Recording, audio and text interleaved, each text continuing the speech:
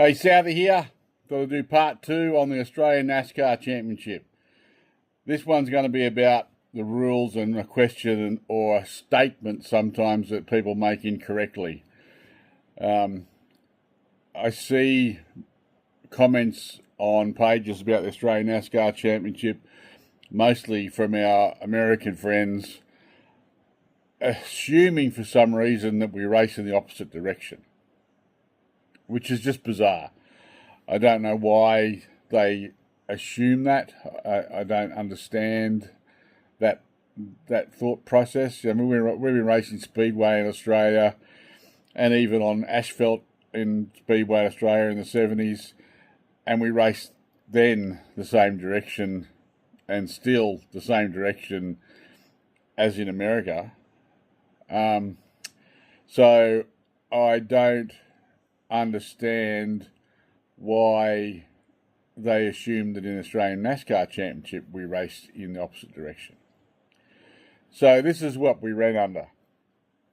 We ran under Winston Cup, a sort of a mash of Winston Cup and Winston West rules. And I also see comments saying that, Winston West chassis.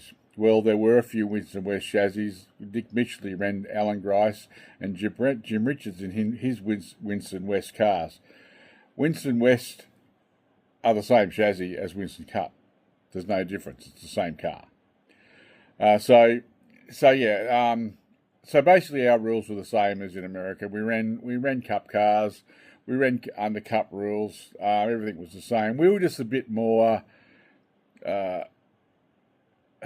easy, I suppose, on things like sign writing. Like we had sponsorship across the front bumper, which wasn't allowed in Winston Cup when they just allowed it here. And things like that we got away with that they didn't get away with in America. So there was a few little things that we got away with, but on the whole, our cars had to align with Winston Cup rules. All the measurements were the same cars. We allowed a few Australian brands to run here.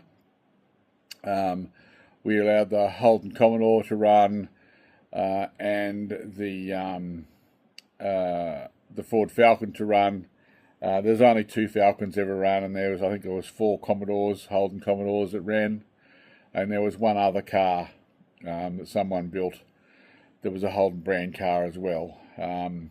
So there were a few anomalies, but on the whole, we were, for all intensive purposes, no different.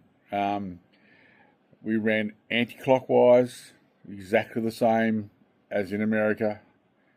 We ran the same cars. We ran Winston Cup cars. Most of our cars were bought from Winston Cup teams.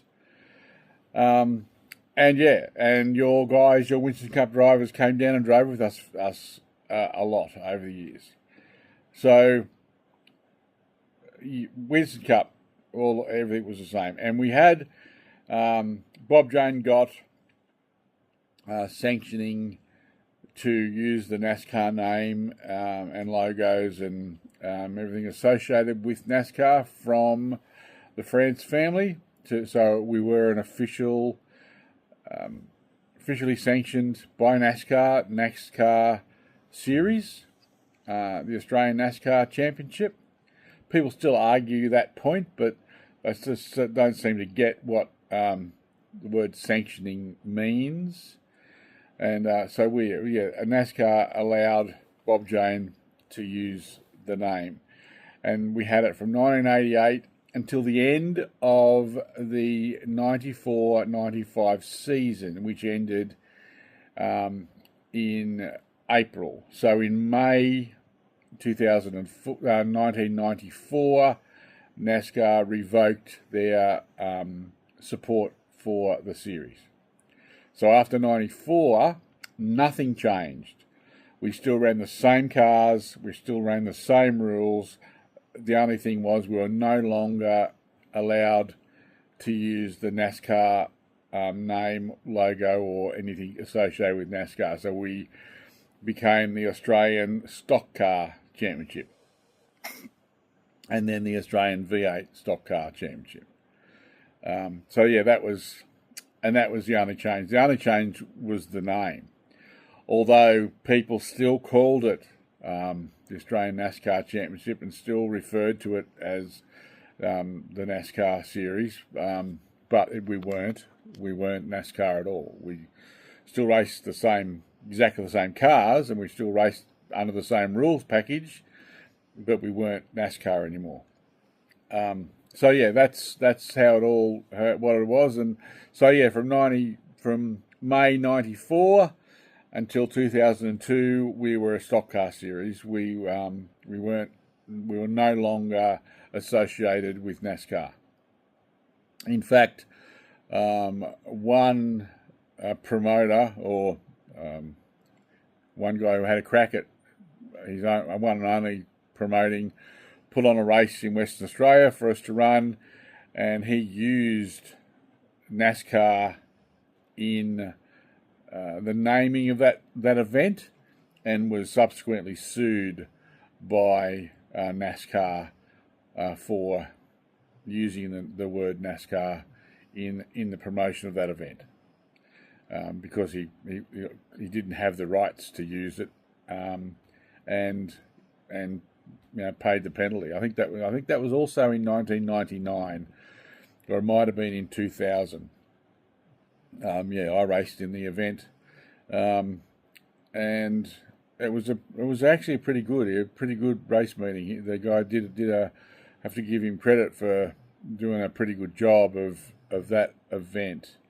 Bob ensured that we all got paid by making the guy who put it on give Bob the prize money, so we could all be paid out to us, and we all got an even split. We all got a split of the prize money evenly throughout the field, to make sure that we all got paid. Bob didn't want to take the risk of a promoter coming in and putting on the event and then none of the drivers being paid. So yeah, it turned out great. But yeah, that's the crux of the rules, and that's why we were no longer NASCAR. But we still had fun, and we still raced the same and had a ball. More to come. Cheers.